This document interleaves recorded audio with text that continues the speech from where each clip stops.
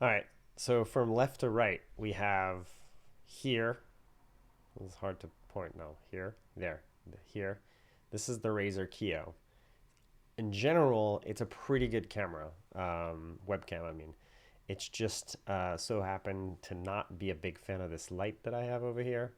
It can't really handle that much light. So if you supplement light, like I can turn the light off. That actually might be a fair comparison. So if I turn the light off, you can see it handles normal lighting situation a lot better than situations with heavy lighting. As you can tell, other cameras handle both. So in the center, right here, is the Logitech Brio, which is the newest Logitech camera that I think maybe is bound and supposed to replace the legendary, for good and bad reasons, Logitech C920, which has been the 720p camera for years because people don't have huge bandwidth and they can't really do 1080p or 4K streaming anyway, which is kind of silly because you can have a big sensor and a better sensor and not necessarily send all of the sensor data. It'll still look good. This camera, as you can tell, has a higher dynamic range than this low dynamic range. This camera, higher dynamic range. And this over here, it's kind of hard to. Anyway, the camera that I'm looking at right now is that is the Sony a6000. It's not fair to compare it because it's a micro four thirds camera, or APS-C, I guess. Actually, yeah, it's not a micro four thirds. It's an APS-C mirrorless camera. Yeah, there you go. With a 50 millimeter, I think equivalent. It's not equivalent actually. It's a 50 millimeter lens on a sensor with a crop factor, if it's APS-C, of 1.5. So quick calculation, just because I don't trust myself, it's essentially equivalent to a 75 millimeter film camera, or a normal size full frame sensor, which explains why it's so narrow, even though it's racked pretty much on the same level almost. It's actually a little further back. Here, I'll show you with the selfie view. So there you go. So Sony, you can see, I'm going to try to, there you go. It's probably easier to see on the big Sony view is, let me tilt that. There you go. So the Sony is here on there it is on the right side of the screen.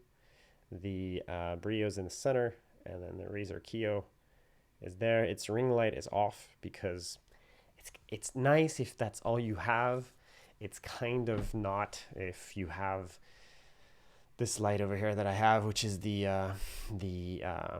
Elgato Key Light Air, which I can control with Wi-Fi, so I can just turn it off by clicking a menu item. Sometimes it doesn't work, like right now. Yeah, I don't know why. But anyway, this was the demo. I hope that's useful. Clearly, you can see I can move a little bit. You can see kind of the depth of field that you get, and the feeling of a real three-dimensional person popping off of the screen. And if I make eye contact with you and I have an emotion like surprise, or I roll my eyes because you said something inane in a meeting, I get a lot more of that. And I wish webcams like these two here, did that better, or did a better job, or had better sensors.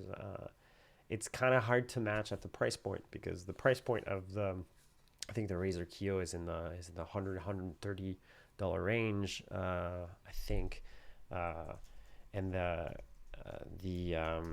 Logitech Brio, funny enough, they have similar names. Yeah, so the Kiyo's on the $80 range, sorry, $70 range. The Brio, however, is much more expensive in part because of that HDR sensor, or not HDR, it's just a higher dynamic range sensor that's better. I guess everything has to call itself HDR, but I think the lowest price that I'm seeing is $140, which is drastically more expensive than the the famous now Logitech C920. So if I look up the C920, that one's in the $50 range. You can even get it for 20 bucks on eBay, and it does a good job given decent lighting, a lot of cropping. One thing you can't see in this kind of crop situation that I'm doing here is how much of the room these two webcams over here are showing rather than my face, which is, unless you're a YouTuber and you're trying to have a lifestyle brand, when you're on a webcam, you want to show your face. Apple called it FaceTime. That stuck for a reason. It focuses kind of like on the smartphone vertical.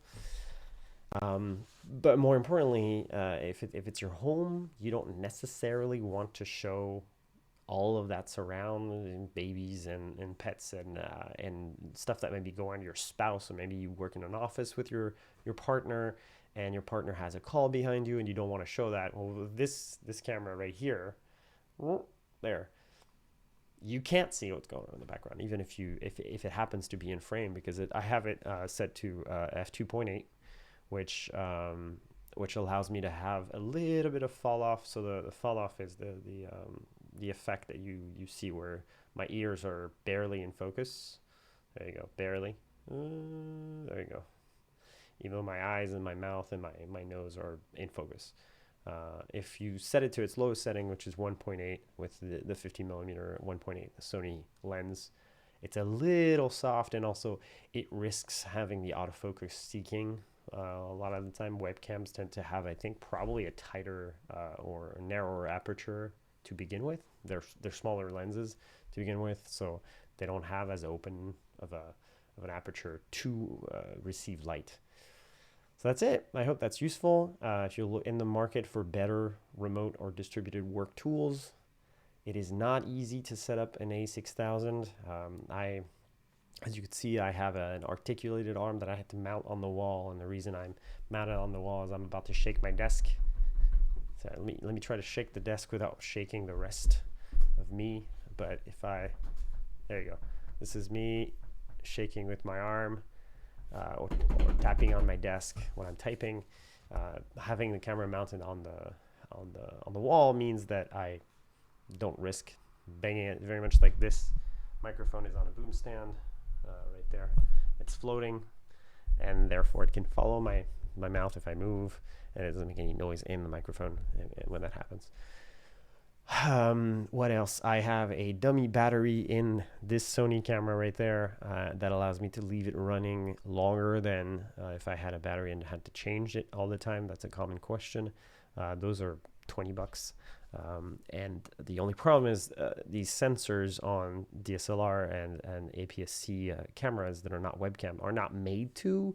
The spec is not made to, one, dissipate heat as well as the webcams, which are usually covered in plastic, which dissipates heat fairly well. And so one thing that'd be really nice is be careful about this. Like, don't run if you get an a6000 or an a5100, or I don't know the reference numbers, but they will overheat and sometimes shut off.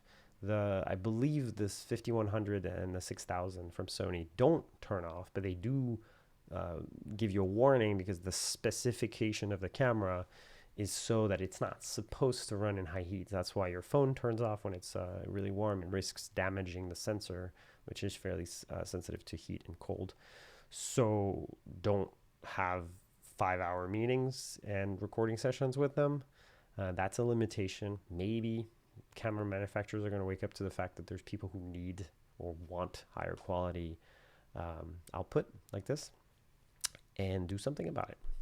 Anyway, I hope that helps. And if you have any questions, please hit me up on Twitter at my Olivier, OLIVIER LACAN handle. Bye.